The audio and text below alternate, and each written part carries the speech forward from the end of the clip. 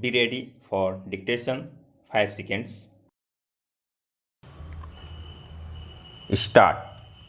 It was also contended on behalf of the appellant herein that Bhavani was a member of the Employees Provident Fund and Family Pension Scheme 1971, and according to the records of the appellant, she had attained the age of 60 years in 1992 before the Employees Pension Scheme Act, 1995 came into operation, full stop. Before the district forum, it was the case of the appellant herein that the said Employees Pension Scheme, 1995 contained a cut-off date, and those members of the scheme who had attained the age of 60 years prior to the cut-off date, were not entitled to the benefits thereof, full stop. It was the further case of the appellant before the district forum that according to the records maintained by the office of the appellant, the date of birth of Bhavani had shown as 24/9/1932, full stop.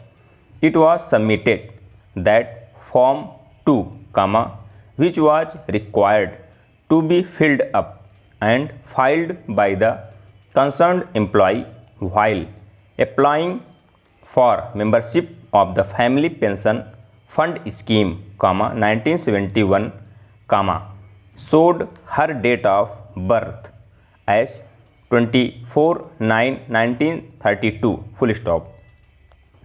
It was contended that according to the information provided by Bhavani herself, she had attained the age of 60 years on 24/9/1992 and was not, therefore, entitled to the benefits of the 1995 Employees Pension Scheme, full stop, para.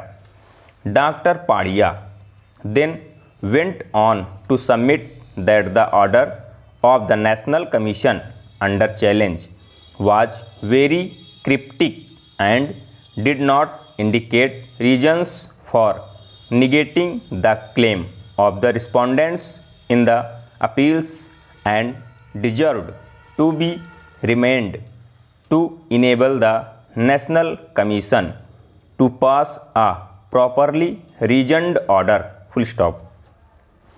It was then urged that in any event, this court had deprecated the practice of employees approaching the management at the fag end of their careers, asking that their dates of birth be altered to their advantage, full stop.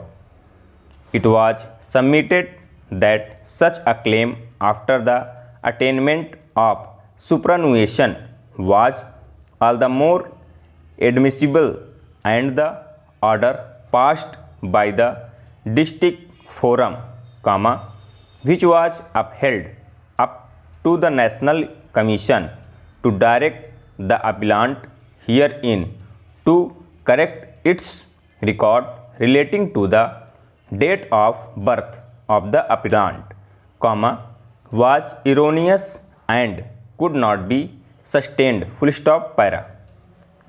In this regard, various decisions of this court were referred to by Dr. Padia in support of his contention that contract of personal service or a service rendered free of charge would not attract the provisions of the Act, 1986, full stop.